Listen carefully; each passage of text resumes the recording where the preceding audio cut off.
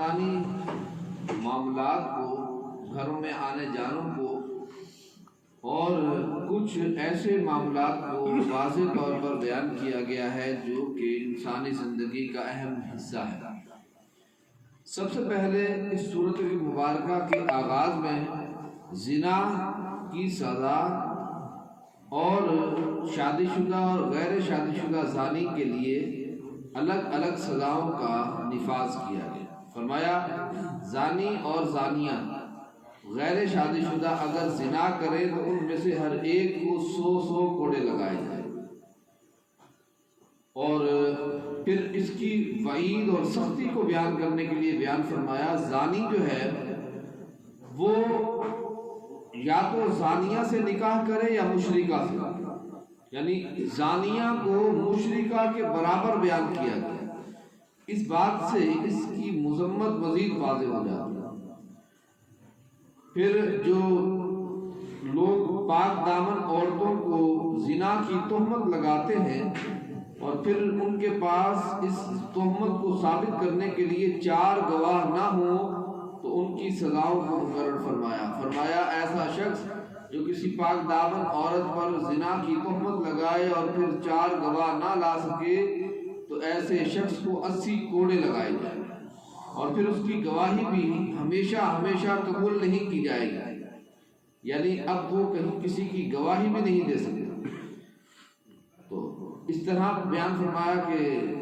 پھر اس کے بعد الا الذین تابوا من بعد ذلک، اس کے بعد یہ جرائم بڑے ہیں، لیکن اگر اس کے بعد وہ سچے دل سے توبہ کر لے اور نیک اعمال کر لے، اپنی اصلاح کر لے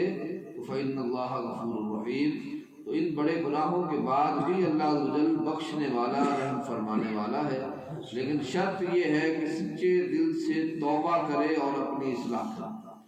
پھر اس کے بعد بعض اوقات شوہر جو ہے وہ اپنے بیوی سے پیدا ہونے والے بچے کی نفی کر دیتا ہے، کہتا ہے یہ بچہ میرا نہیں ہے۔ اب ایسی صورت میں اس کے الگ احکام بیان فرمائے، اس کو شریعت میں لعان کہا جاتا ہے۔ اب ہونا تو یہ چاہیے کہ اس شخص نے یعنی شوہر نے بیوی پر بھی زنا کی تہمت لگائی ہے، اس کو بھی یا رجم کیا جائے یا 80 کوڑے لگائے جائیں، لیکن اس کے لیے الگ سے ایک سزا ہے، وہ یہ ہے کہ شوہر جو ہے وہ قاضی کے پاس جا کر 4 مرتبہ شہادت دے گا اور کہے گا کہ میں نے جو اس پر زنا کی تہمت لگائی ہے یا میں نے جو اس کو بات بتائی ہے وہ بالکل اس میں سچوں میں سے، اور 5ویں مرتبہ وہ کہے گا اگر میں اس میں جھوٹا ہوں تو اللہ کی مجھ پر لعنت۔ اس کے بعد عورت بھی اسی طرح کی کلمات ادا کرے گی اور کہے گی اس نے جو مجھ پر تہمت لگائی ہے یہ جھوٹا ہے، اس میں 4 مرتبہ یہ کہے گی، اور 5ویں مرتبہ یہ کہے گی کہ اگر یہ اس بات میں سچا ہے تو مجھ پر اللہ کا غضب۔ یہاں جب مرد کہے گا تو وہ کہے گا اللہ کی مجھ پر لعنت ہو، اور عورت کہے گی تو وہ کہے گی اللہ کا مجھ پر غضب۔ حالانکہ دونوں کے لیے لعنت ہونی چاہیے تھی، لیکن مفسرین بیان فرماتے ہیں کہ اصل میں عورتیں جو ہیں ایک دوسرے پر اکثر لعنت تان کرتی رہتی ہیں، تو لفظ لعنت ان کے لیے کم حیثیت ہو جاتی ہے، اس لیے اللہ تعالی نے ان کے لیے غضب کا لفظ استعمال فرمایا کہ 5ویں مرتبہ وہ اپنے لیے غضب کا لفظ استعمال کریں گے۔ اب شوہر اور بیوی آپس میں اگر لعان کر لیں تو اب ایسی صورت میں یہ طلاق کے قائم مقام ہو جاتا ہے، اور اس بچے کا نسب اس آدمی سے ختم ہو جاتا ہے، اب اس کا نسب اس کی ماں سے چلے گا۔ اس طرح یہ حکم کو بیان فرمایا۔ اس کے بعد اللہ تعالی نے فرمایا کہ یہ جو احکام زنا کے تہمتوں کے بیان کیے گئے، فرمایا کہ اے ایمان والو لا تتبعوا خطوات الشیطان، تم شیطان کے قدموں کی پیروی نہ کرو، شیطان کی پیروی نہ کرو، کیونکہ جو شیطان کی پیروی کرتا ہے شیطان تو اس کو برائی اور فحاشی ہی کا حکم دیتا ہے، تو لہذا یہ معاملات شیطان کے بہکاوے میں آ کر ہوتے ہیں، تو اس سے بچ کر رہو اور اللہ کی فرما برداری کی طرف آ جاؤ۔ اس کے بعد فرمایا کہ خبیث عورتیں خبیث مردوں کے لیے ہیں اور خبیث مرد خبیث عورتوں کے لیے۔ خبیث سے مراد نافرمان قسم کے لوگ، کافر لوگ، گناہ کبیرہ کرنے والے لوگ، حرام کاریاں کرنے والے لوگ، وہ یہاں مراد ہے۔ اور طیبات للطیبین، اور پاکیزہ عورتیں پاکیزہ مردوں کے لیے ہیں اور پاکیزہ مرد پاکیزہ عورتوں کے لیے ہیں۔ یعنی پاکیزہ کا عام طور پر اکثر طور پر نکاح جو ہے یا دوستی جو ہے وہ اچھے لوگوں سے ہوتی ہے، اور بری خصلت کے لوگوں کی دوستی یا ان کی شادی کے معاملات بری قسم کے لوگوں کے ساتھ ہی ہوتے ہیں۔ تو اس لیے فرمایا کہ اچھائی جو ہے وہ اچھوں کے ساتھ مل جاتی ہے اور برائی جو ہے وہ بروں کے ساتھ مل جاتی ہے۔ اس کے بعد ہر انسان کو ایک دوسرے کے گھروں میں جانے کی ضرورت پڑتی ہے۔ کبھی وہ بھائی کے گھر جاتا ہے، بہنوں کے گھر جاتا ہے، والدین کے گھر جاتا ہے، دیگر عزیز و اقربا کے گھر جاتا ہے۔ اس میں جانے کا طریقہ بیان فرمایا اے ایمان والو، تم اپنے علاوہ کسی اور کے گھر میں داخل نہ ہو جب تک کہ ان سے اجازت طلب نہ کرو، اور تم ان کے گھر والوں پر سلام پیش کرو، یہ تمہارے لیے بہتر ہے۔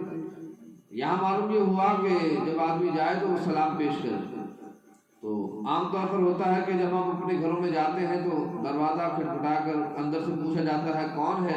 تو کہتے ہیں میں ہوں۔ تو یہ بھی درست نہیں ہے، بلکہ وہ اپنا نام بتائے تاکہ گھر والے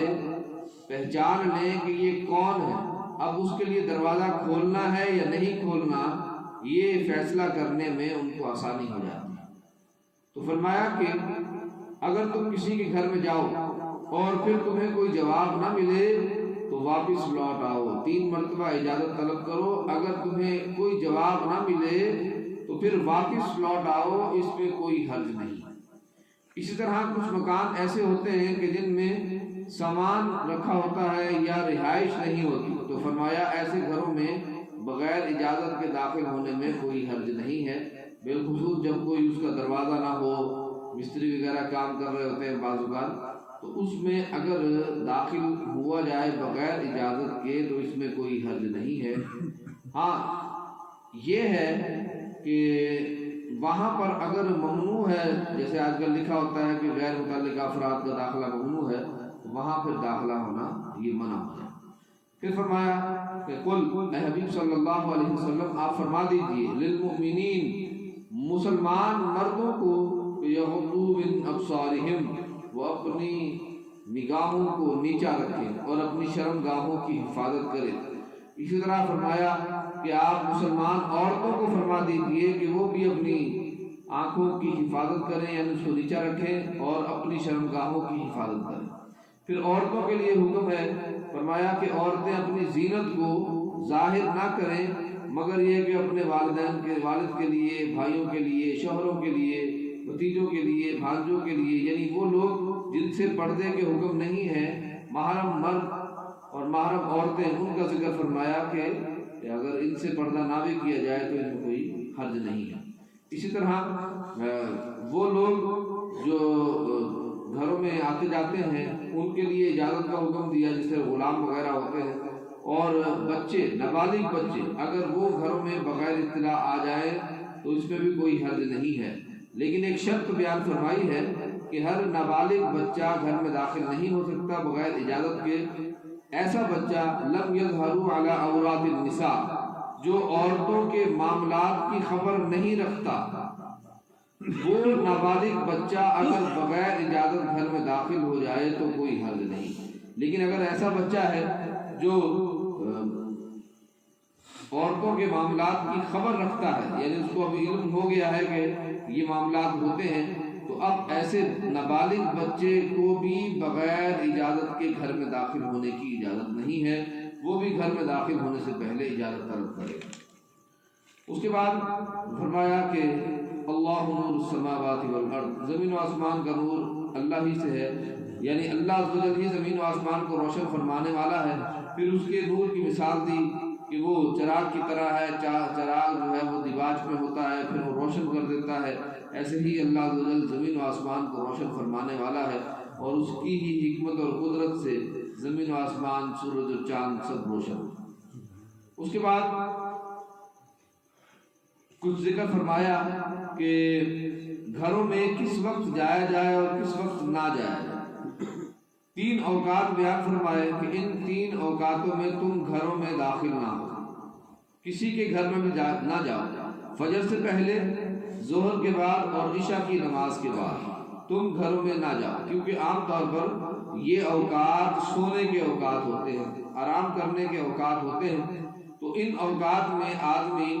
عام طور پر ایسے لباس میں ہوتا ہے کہ جس لباس میں وہ باہر آنا پسند نہیں کرتا، اور اسی طرح ان اوقات میں سونے کے اوقات ہیں تو بے پردگی کے معاملات بھی ہو سکتے ہیں، اس لیے فرمایا کہ ان اوقات میں تم نہ جاؤ۔ اور پھر فرمایا کہ جب بچے تم میں سے بڑے ہو جائیں تو ان کو چاہیے کہ وہ اجازت طلب کریں اور اجازت طلب کر کے وہ گھروں میں داخل ہوں۔ اس کے بعد کن کے گھروں میں جایا جا سکتا ہے، پھر فرمایا کہ اندھا شخص اگر کسی کے گھر میں داخل ہو جائے بغیر اجازت کے تو اس میں کوئی حرج نہیں ہے۔ اسی طرح مریض ہے یا دیگر ہے، اور آدمی کہاں پر رات بسر کر سکتا ہے، کھانا کھا سکتا ہے جن کے گھروں میں، ان کا ذکر فرمایا کہ تم اپنے گھروں میں، اپنے باپ کے گھروں میں، اپنے ماں کے گھروں میں، اپنے بھائیوں کے گھروں میں، اپنی بہنوں کے گھروں میں، اپنے خالہ کے گھروں میں، پھوپھیوں کے گھروں میں، ماموں کے گھروں میں، اور اسی طرح تمہارے غلام جو ہیں ان کے گھروں میں اور تمہارے دوستوں کے گھروں میں تم وہاں رات بھی رہ سکتے ہو، اور وہاں اگر تم کھاؤ پیو تو اس میں بھی کوئی حرج نہیں ہے۔ تو اس طرح یہ صورت مبارکہ احکام کے اعتبار سے، خاندانی معاملات کے اعتبار سے بڑی اہم صورت مبارکہ ہے، اس لیے نبی کریم صلی اللہ علیہ وسلم نے ارشاد فرمایا